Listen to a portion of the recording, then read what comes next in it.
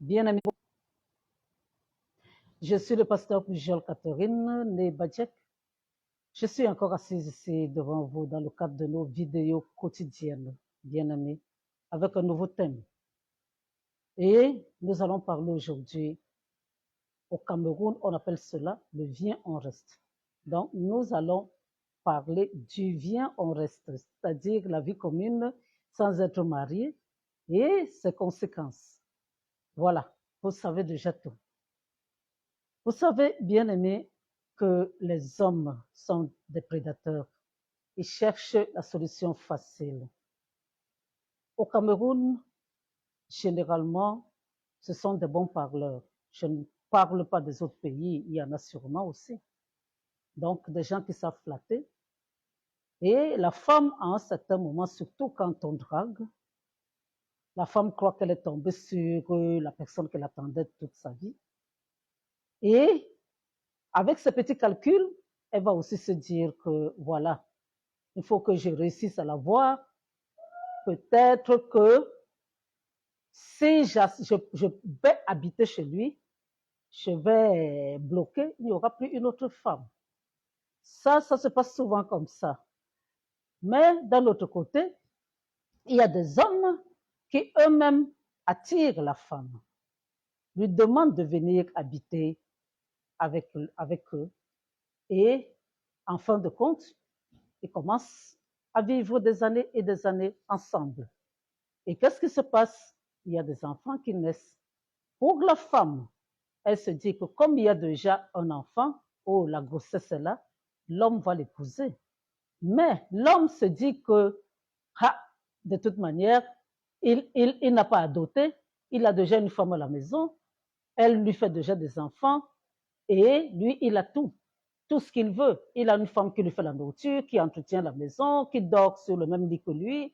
Et en plus de ça, si il a encore des enfants, il est content. Mais arrive ce qui arrive, bien aimé. Au bout d'un certain nombre d'années, la femme qui a joué le rôle de l'épouse, sans être réellement l'épouse, commence à faner. On ne fait pas des enfants impunément. Le corps se fatigue. Et on ne passe pas son temps à s'occuper d'un homme. C'est un travail aussi, bien aimé, sans se fatiguer. Donc, tout comme on peut travailler et prendre sa retraite, c'est comme ça que le corps aussi petit à petit va se fatiguer. Et la femme commence à vieillir. Elle n'a plus les seins droits, elle n'est plus mince comme elle était, elle ne s'occupe plus tellement de son corps parce qu'il faut s'occuper toujours de l'homme, de la maison et des enfants maintenant. Au bout d'un certain moment, l'homme, par contre, lui, n'a pas beaucoup changé. Hein. Éventuellement, il peut prendre un peu du poids. Mais même si on l'a connu quand il n'avait pas beaucoup d'argent, entre-temps, parce qu'on s'occupe de lui, peut-être que sa situation s'est améliorée. Donc, certaines femmes seront tranquillement chez ces hommes-là et vont seulement se rendre compte que l'homme est en train d'épouser une autre femme dehors. Et qu'est-ce que vous allez faire, bien-aimés? Qu'est-ce que vous allez faire? Vous avez accepté et vous n'avez aucun droit. Même si vous avez des enfants, c'est vrai que l'homme, s'il les a reconnus, ils peuvent rentrer ils peuvent hériter plus tard. Mais vous n'avez rien. Du point de vue légal, bien aimé, du point de vue légal, vous n'êtes rien et vous n'avez rien. Vous n'avez rien. En cas de décès de l'homme, vous n'héritez de rien. Oui, bien aimé, vous n'avez que vos yeux pour pleurer. Déjà, celle qui est mariée, ce n'est pas évident pour elle. Et en plus de ça, celle qui est seulement là, dans le viens on reste, bien aimé, elle n'a droit à rien. Les enfants, si l'homme les a reconnus, tant mieux. Mais il faut savoir que si cet homme épouse légalement une autre, elle va s'attendre à ce que les enfants de celle qui est légalement mariée aient une bonne partie, enfin, je veux dire qu'aient une partie plus importante de l'héritage. Bien aimé, le bien en reste n'est pas une bonne chose pour la femme. C'est peut-être une bonne chose pour l'homme, mais ce n'est pas une bonne chose pour la femme, bien aimée. Ne croyez pas que quand vous prenez vos pieds, vous allez vous asseoir chez un homme. Vous avez gagné quelque chose. Il faut énormément de chance pour que vous gagniez quelque chose, bien-aimé. Beaucoup de chance. Qu'au bout d'un certain nombre d'années, que cette personne-là finit par vous épouser. Ça arrive. Mais la majeure partie du temps, il n'y a rien. Rien, rien, bien-aimé.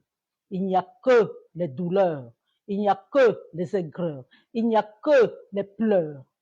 Et après, il n'y a que les malédictions qui vont tomber, qui vont sortir de la bouche de la femme. Oui, bien-aimé, parce que toute femme qu'on a méprisée de la sorte, qu'on a laissée à la maison après un certain nombre d'années et après plusieurs enfants, et qu'on va et on laisse et on va épouser une autre dehors, bien-aimée, elle ne sera pas contente. Et je vous ai dit que chaque acte qu'on pose sur cette terre a des conséquences. Chaque acte qu'on pose a des conséquences. On peut tuer, on peut détruire des vies, pas avec le pistolet, pas avec le couteau, mais avec les pensées négatives, avec les paroles négatives. Oui, bien-aimé, vous croyez que vous avez gagné, vous croyez que vous êtes devenu bien, vous croyez que vous avez trouvé une qui vous convient là-bas dehors, vous croyez que, mais vous ne savez pas ce que l'autre que vous avez laissé à la maison a comme pensée vous concernant. Oui, j'ai écouté, bien-aimé, j'ai écouté un témoignage. Il y a une femme comme ça qui a passé des années et des années avec quelqu'un. Elle a eu même 3 enfants avec la personne. Et c'est un jour en passant qu'on lui a dit que mais ton mari, là, parce que ces femmes-là appellent toujours ces hommes-là leur mari, alors qu'ils ne sont pas légalement mariés, elles se trompent elles-mêmes en les appelant mon mari, mon mari, mon mari. Donc, le mari est allé doter une femme dehors, son mari est allé épouser une femme. Et maintenant, la femme devait venir intégrer la maison. Alors, voilà la réalité. Il fallait que celle qui était là, dans le viens on reste, quitte la maison, qu'elle débarrasse le plancher. Alors, voilà, obligée de partir. Qu'est-ce qu'elle fait? Elle pleure, elle pleure. Après être partie, elle a pleuré, elle a pleuré. Elle a pris Dieu à témoin et elle a ouvert sa bouche. Elle a dit que si ce bonhomme ne lui a pas perdu de temps, si ce bonhomme ne lui avait pas dit de venir habiter chez lui, pardon, si ce bonhomme ne l'a pas, c'est-à-dire utilisé, alors qu'il soit heureux dans son mariage. Mais si c'est le cas, son mariage-là ne va pas durer et il n'y aura rien de bon qui va sortir de là. Rien de bon qui sortira de ce mariage. Il n'y aura que souffrance et pleurs et en plus de ça, il n'y aura pas d'enfants dans ce couple-là. Elle est partie, elle est restée tranquille. Le bonhomme, lui, venait de se marier, donc tout allait bien. Et là, cette fois-ci, il a cru qu'il a épousé une femme, une bonne femme, une femme qui lui convenait. Mais qu'est-ce qui s'est passé? Pas d'enfants. Les années passent, pas d'enfants. Les années passent, pas d'enfants. Pendant ce temps, l'autre, ayant eu jusqu'à 3 enfants, elle n'avait plus trouvé le moyen de se recaser encore. Elle n'avait pas trouvé de mari. Alors, qu'est-ce qui s'est passé en fin de compte? Ce qui s'est passé en fin de compte, c'est que ce bonhomme-là a finalement divorcé avec cette femme. Pas de bonheur, rien. Et il est revenu chercher celle avec qui il avait eu des enfants. Mais ça, c'est une histoire qui finalement s'est terminée bien. Mais dans d'autres cas, bien aimé, ça ne se termine pas bien. Une fois, j'ai parlé de 8 enfants, 8 pères différents. C'est à peu près le même scénario. La femme croit qu'on va l'épouser, elle fait un enfant et ça ne marche pas, elle va ailleurs. Il y a aussi des femmes qui attendent à la maison, c'est-à-dire que dès que tu viens, et elles croient que cette fois-là, c'est le bon. Mais je ne parle pas de ça, on a déjà parlé de ce thème-là. Aujourd'hui, je vous parle du viens, on reste. Je vous ai dit, légalement, vous n'avez droit à rien. Déjà, les femmes mariées, lors des deuils, quand le mari n'est plus là, bien aimé, elles sont déjà méprisées, elles sont déjà maltraitées. Combien de fois une femme qui n'a même pas été mariée, combien de fois on va vous maltraiter? On va vous maltraiter lors du deuil. Vous serez là en qualité de qui? En qualité de quoi? Hein? Non, bien aimé, vous ne serez rien. Vous ne serez rien. Et au niveau même des coutumes, au niveau même de tout ce que vous avez eu comme bien pendant que vous étiez ensemble avec la personne, et vous n'avez droit à rien. La famille du bonhomme va prendre tout. C'est comme ça que ça se passe en Afrique. C'est comme ça que ça se passe au Cameroun. Oui, bien aimé.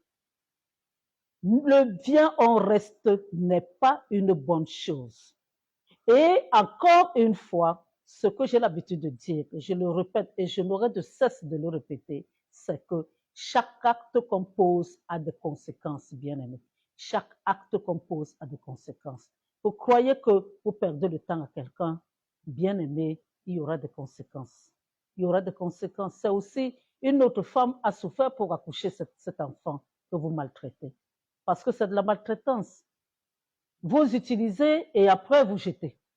Ça ne vous convient plus, vous jetez. C'est un être humain, bien-aimé. C'est un être humain. Et vous, les femmes, valorisez-vous. Essayez de vous respecter. Un homme qui vous veut peut ramer. Un homme qui vous veut doit vous épouser. Mais si vous-même, vous ne vous mettez pas en valeur, alors il faudra laisser. Bien-aimé, il y a des femmes qui se marient même à 60 ans. Il y a des femmes qui se marient à 70 ans. Qui vous dit que votre temps est déjà passé? Pourquoi vous devez choisir le bien au reste? Aucun avantage, zéro avantage pour la femme. Zéro avantage pour la femme.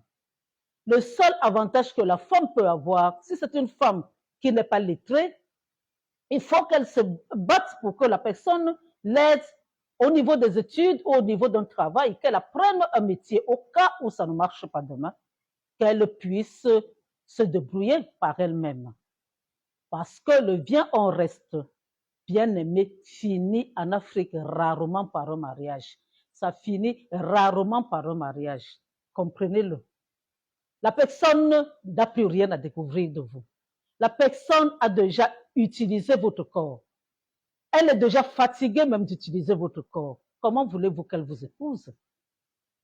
Les gens aiment bien découvrir. Ils vous voient dehors, ils apprécient le corps, ils apprécient ce que vous avez un peu au niveau de la tête, dans la tête, ils apprécient. Mais quand ils ont déjà couché avec vous, pas une fois, deux fois, trois fois, quatre fois, ainsi de suite, vous ne les intéressez plus. Et ils vont rester par acquis de conscience. Mais est-ce que ça va durer toute une vie? Ça ne va pas durer toute une vie. Ça ne va pas durer toute une vie, bien aimé. Il n'y a pas d'engagement sérieux, ni devant le maire, ni à l'église. Il n'y a eu aucun engagement, seulement entre l'homme et la femme, là. Donc, dès qu'il est fatigué, il faut savoir que, je vous ai dit, s'il est fatigué, et maintenant, vous l'avez aidé, peut-être qu'il n'était rien au départ, vous l'aidez à devenir quelqu'un, alors vous ne lui convenez plus. Il cherche quelqu'un d'autre qui est au niveau, quelqu'un d'autre qui peut encore plus le valoriser. Donc alors, bien-aimés, vous les femmes, arrêtez avec le bien en reste. Arrêtez avec le bien en reste, bien-aimés. Il y a des femmes qui peuvent vivre seules et être bien. D'ailleurs, c'est dans le monde qu'on dit qu'il vaut mieux être seul que mal accompagné. Vous croyez que vous aimez. Mais si la personne vous aimait, elle allait vous épouser. Oui, bien-aimé. Aucune personne qu'on aime, c'est-à-dire, si un homme aime une femme, il ne va pas la maltraiter. Et dans la vie, on dit toujours, fuyez et on vous suivra. Suivez et on vous fuira. Donc, si vous suivez, vous êtes là, mon mari par-ci, mon mari par-là, alors que la personne ne vous a pas épousé, vous êtes là, et chérie, et tout ça, vous jouez le rôle, alors que vous savez très bien que c'est la comédie. Il faut savoir, bien aimé, que ça va retomber sur vous. Ça va retomber sur vous. Le bien en reste n'est pas une bonne chose pour la femme. Soyez alors intelligent. Soyez intelligente. Je parle des femmes. Soyez intelligente, je vous ai dit. amener la personne à vous aider, à vous positionner, je veux dire au niveau travail, au niveau de la vie, de telle sorte que ça ne donne pas demain que vous puissiez vous en sortir.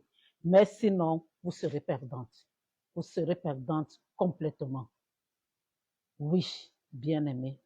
Et pour vous les hommes, vous allez récolter. Ce n'est pas ça, ça ne se passe pas toujours bien. Vous allez récolter. Et là, j'ai donné un exemple, un témoignage d'une femme qui a seulement parlé. D'autres vont aller chez les marabouts. Il y a des hommes qui ont eu leur vie, comment je peux même dire, leur vie, ils ont détruite, oui, les vies détruites comme cela, à cause de ce qu'ils ont fait aux femmes. Donc, quand on tombe sur une qui ne connaît pas Dieu, elle va aller, elle va faire ce qu'elle peut faire et ça va vous atteindre. Oui, bien-aimé. Et ces enfants-là, quand vous chassez leur maman, les enfants vont rester ou alors c'est ces malheureux-là qui n'ont rien demandé. Ils vont aller chez la maman et vous allez commencer à venir de temps en temps jusqu'au moment où vous allez éventuellement faire d'autres enfants et vous allez les oublier. Bien aimé, c'est compliqué. C'est compliqué cette histoire du viens on reste. C'est très compliqué. N'acceptez pas quelque chose qui n'a pas d'issue. C'est une voie sans issue. Et ne vous embarquez pas dans ce genre de choses. Oui, bien aimé. Alors, généralement, ce thème-ci, généralement, ne concerne pas les chrétiens. Je ris pourquoi? Parce qu'il y a aussi des chrétiens qui sont dans le viens on reste. Il y a aussi des chrétiens qui sont là-dedans. Normalement, ça ne devrait pas être leur partage. Un chrétien sait qu'il doit épouser, mais un chrétien n'est pas dans le viens on reste. Quelle que soit la raison, oh, il n'y a pas d'argent pour la dot. Pourquoi tu choisis d'abord de vivre avec la femme? Donc, bien aimé, Dieu n'aime pas ça. Dieu n'aime pas ça. Pour vous qui avez choisi cette voie-là, il faut savoir, il faut vous repentir. Repentez-vous. Demandez sincèrement et humblement pardon à Dieu pour votre comportement. Et reconnaissez Jésus-Christ comme Seigneur et Sauveur. Enfin, reconnaissez l'acte qu'il a posé sur la croix pour nous sauver et acceptez-le comme Seigneur et Sauveur personnel. Demandez-lui de vous donner son Esprit Saint. Et vous savez bien, et je le répète encore toujours, que c'est le Saint-Esprit qui nous aide. C'est le Saint-Esprit qui nous aide. C'est lui qui nous change. Le langage que j'ai aujourd'hui, il y a quelques années, je ne l'avais pas. Mais c'est lui qui nous convainc du péché. C'est lui qui nous aide à vivre comme Dieu le veut. Donc, si vous avez le Saint-Esprit en vous, vous allez vous comporter mieux. Mais si vous n'avez pas le Saint-Esprit en vous, il faut savoir que vous allez vivre comme un animal. Parce que c'est les animaux qui se comportent de la sorte, qui s'en foutent. Oui, bien aimé, j'ai mes chiens. Et dès qu'une femme est en chaleur, allez, hop, ils sont là. Et puis, terminé. Dès que la chienne n'est plus en chaleur, ça y est. S'il y a même des bébés qui naissent, des chiots qui viennent, ils ne savent même pas que c'est leur petit. Ils n'ont aucun. Et c'est ce que les hommes là font. Voilà, donc alors, bien aimé, voilà ce que j'avais à vous dire aujourd'hui. Soyez intelligentes, vous les femmes, refusez le viens au reste et vous allez voir que les hommes vont vous épouser. C'était le pasteur Pujol Catherine et j'espère qu'on se verra demain. C'est prêt à Dieu. Amen.